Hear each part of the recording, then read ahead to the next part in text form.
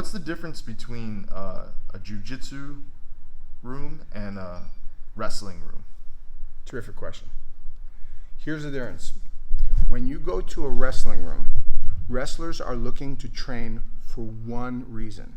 Now, you'll get a lot of wrestlers that come to a jiu-jitsu room and they go, I don't understand why you guys do this, you guys should do this, you guys should do this. And a lot of them, like I heard Ben Askren talking about, oh, jiu-jitsu guys do it all wrong. Wrestlers don't understand what jiu-jitsu is.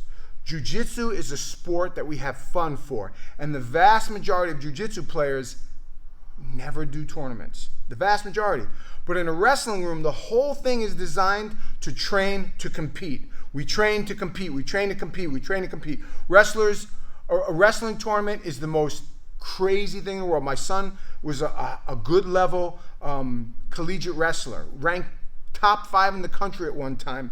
And going to his tournaments, going to a wrestling tournament is the craziest thing. You get there and you literally go to sleep. And the wrestlers are all over the place, sleeping, eating, and then you wake them up. Hey, you got to wrestle. And they get up and they go on the mat, and then they stop. And then they go back to sleep. An hour later, your bracket's up again. No, you go. It's so crazy. I learned so much about the insanity of a wrestler's life and to see what makes them tick, why they're so edgy.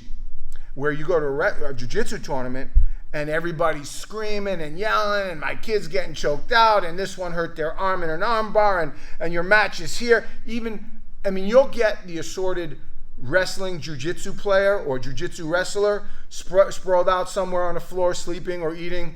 But at a wrestling tournament, a higher level wrestling tournament, unless it's the finals, unless it's what they call a dual meet, guys are sleeping everywhere. They don't just wake me up when my match is on there. So the biggest difference between a wrestling room and a jiu-jitsu room, first of all, let's just start from the beginning.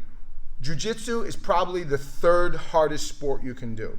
First, wrestlers. Wrestlers are supermen. They're superhuman beings. What they put their bodies through, if they can survive. I bet the best wrestlers that ever were got injured and you never saw them on a mat. I guarantee you that. But the ones that do survive, those guys are not, they're not like human strong. They're superhuman, freakish. They grab you and you're like, holy crap, this is like a gorilla grabbing me. Their wrestling, their practices, 2 to 3 hours long. If they bust their knee, they tape it up. If they break their arm backwards, they pull it back, and they're insane. Hardest thing in the world.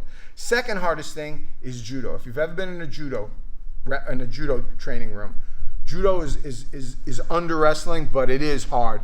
It's like they say doing jiu-jitsu is like doing sit-ups. Doing judo is like doing pull-ups while you're doing sit-ups. It's so hard. And then third, if you have a good coach, is jiu-jitsu. But the vast majority of just sport jiu-jitsu rooms, I'm not talking about the higher level guys, the big teams who just travel around I'm just talking about the average jiu-jitsu room. Vast majority of the guys never compete. And what we do here is fun, man. It's fun. We enjoy it. We're going to get a technique. We're going to get a warm-up. We get our blood going. And then we're going to get 4 or 5 rolls in. That's it. That's all we're looking for, some fun. We get some high-level guys come here and, oh, you should do this. You just listen. Like, thanks, man. We're just having fun, man. Oh, you have to teach self-defense. No, keep your self-defense. We're just having fun. We're just having fun. We just enjoy busting each other's lip, maybe break an arm here and there. It's what we do. You sign the waiver. You're good. All right? Good question. Horse.